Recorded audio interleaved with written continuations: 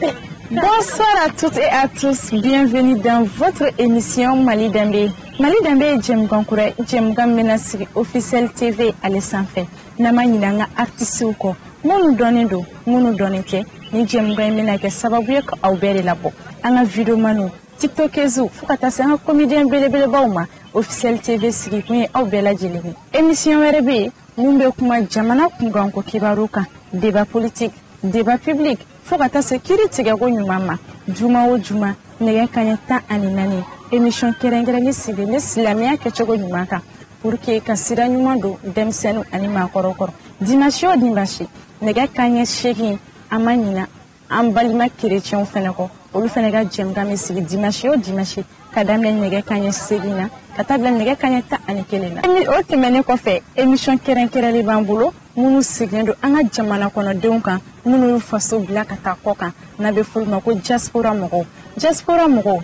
geleya mbuka wakline muye faso kola obsega weleli ke kudado baroina amanyina nga panafricanisme amanyina ulumo panafricanisme mogo temene ko fe amanyina ni jamana kono kibaru bana amba sesamita jamana koka